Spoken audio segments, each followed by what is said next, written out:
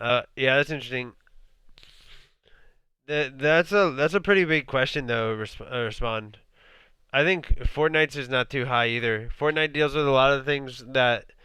So just to sum things up quickly, like any first-person shooter that has radar and any third-person shooter have similar properties of the way that they play. Like in Fortnite, if you have infinite materials, you should just live forever. Like my building was so good that I only died when I ran out of mats. And and that's because you use in the same way that in Destiny you rely on the radar and the information that's categorized there. You're doing the same thing in a third person shooter where every third person shooter is about camera manipulation. It's not some of these other things. It's just camera angle manipulation and how can you see around an object and catch somebody off guard or continue to like manipulate that to be in your favor, you know? And so Fortnite becomes that way because it prevents aggressiveness in the same way that like if you had a 1v1 in this with the radar on, you could just keep running circles and like no one could ever really get to each other because like they see each other coming. And it's similar aspect in Fortnite where Fortnite definitely takes some skill because of the building and keeping track of where those people are in the battle, but it also has just a massive element of randomness that just feels really shitty. And so I'm not huge that. And Valorant's cool. Valorant has competitive integrity for sure, but the difference is that in the same way when we play elimination and how it's about like corralling the enemy team to get them to get like finally pinch them in enough to where you can get them. Valorant kind of has the same thing, except every footstep, every second, everything that you do has like a really large impact because it's just like elimination where you have one life per round. And if you mess that up, the dynamics can kind of get a little skewed. Where let's say you're the defending team and the attacking team is like already planted the spike and they've already got the setup, you really can't challenge an angle where you're not 100% sure where someone's going to come from, but they're pushed up enough to where they have the shot lined up, you know? Because in Valorant you can't move and shoot, so you have to make committed choices. And if you don't have the information or don't have or like even the manpower because you're down by so many people, technically there's nothing that that person can do in those scenarios and they're going to have to just give the round, you know? Or they could try and go for something, but it's pretty random. It's just a shot in the dark, you know?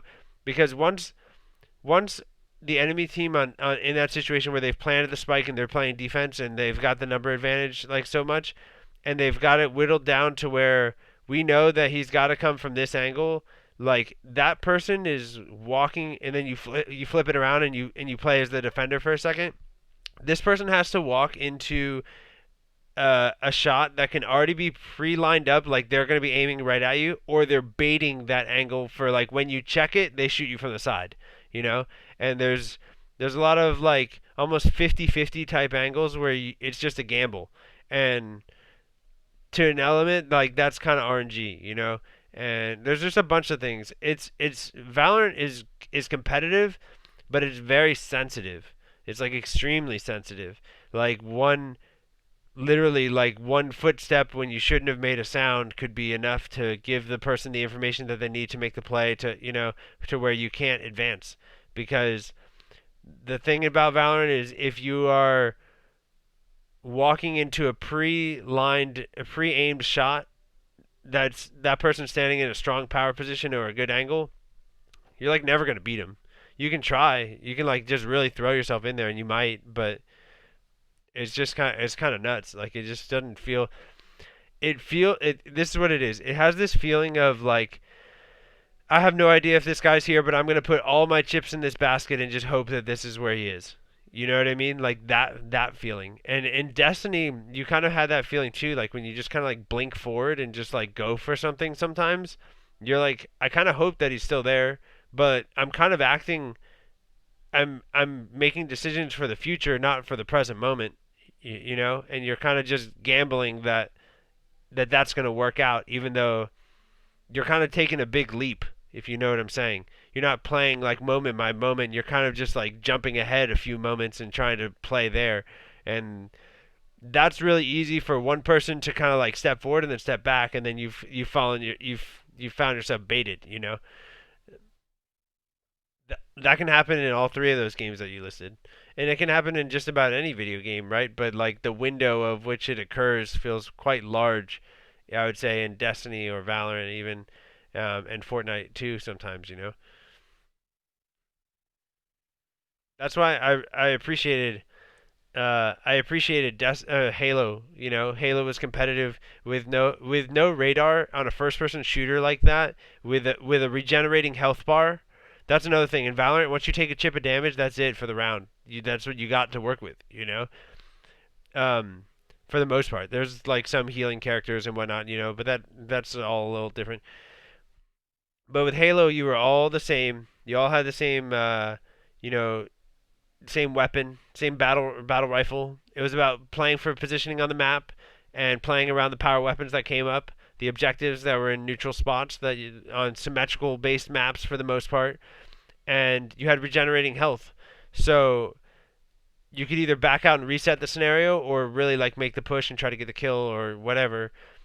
But there had a like an ebb and flow to it that was really nice. The other point that I was going to make about Halo was that because it doesn't have radar and it is first person, that means that if you're on one end of a hallway and I'm on the other end of a hallway, we both have to step out into that hallway to gain the information that we're there.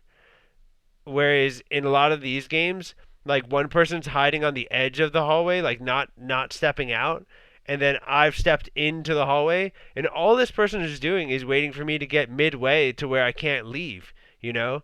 And then they're gonna pop out. And that's so cheesy because if I start doing what that person's doing, guess what? We're just hiding on other ends of the hallway, not even looking down the hallway, just playing off of the radar, you know? And third person games are the same way. Like if you're a third person shooter, that's what they're going to do. Like you've got this camera angle over your backside, so you're just going to stand up against the wall and look down the hallway. Now the other player starts doing that, and you've got no forward progression, no forward movement. The game has come to a complete standstill, and that's what happens in this game because it's first-person shooter with a massive fucking radar, and you see that in Fortnite sometimes because it's third person.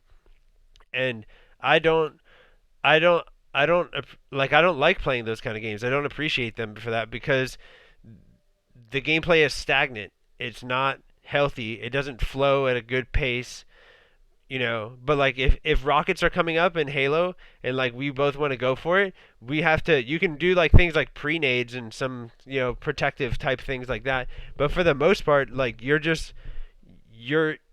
when you go, you go. There's not like some dude that just pops out and already has the angle lined up because the third person camera just makes it easy, and now you're just stuck out with nothing to play around because you chose to be the more aggressive player. You know what I mean? Like first person shooters without radar for the most part. I'm not including Valorant in this situation because they're like Valorant's a little like weird. It's kind of in its own category like Counter Strike, but Halo for its sense is like really unique.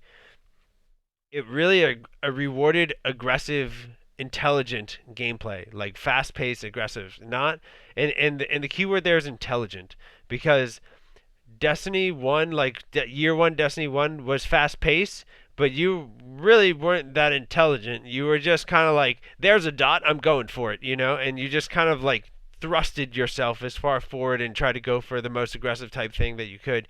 And sometimes there was three people around that corner, you know, and yeah. So it's just that's kind of where I sit on those type of things. And it's actually a really interesting topic if you've never taken a second to think about these kind of things. When you go to approach or view any third person shooter or first person shooter with radar, you may look at it differently now than you once did. Um, and if you go back and watch like Halo 3 championships at MLG, I recommend Halo 3 just because Halo 2 is so blurry to go back that far and watch that you just may not get as much of the value that you would get out if you just go to Halo 3 because I think they were at least in 720p back then. Um, But before that, it was like 480p was the best you were gonna get on a stream or video stuff.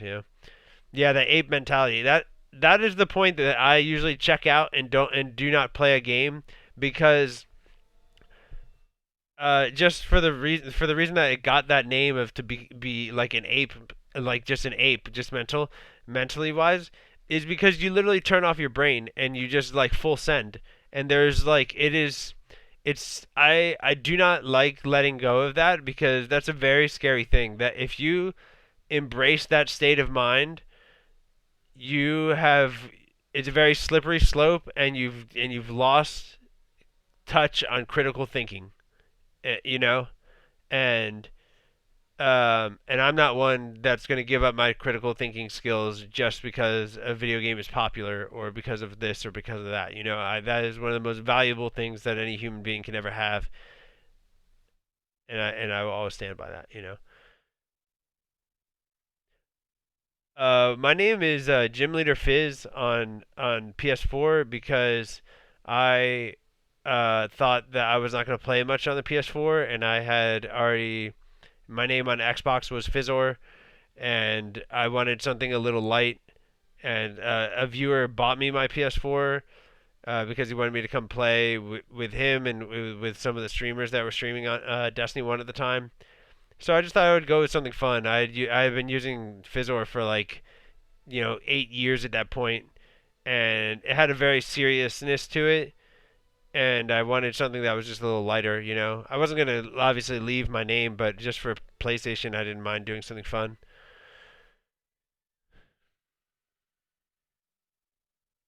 What are your opinion on the doctrines of fighting, especially in video games? Can you explain? I don't quite understand what that means. You mean like books there's a really famous book that talks about is it the art of war, like those kind of things. I think a lot of that stuff is really directly applies to the way that you play games. If that's what you're asking, if you're talking about um, the mentality behind combating your opponents and whatnot, like there's so much of that, and I love talking about it. I think it's really cool.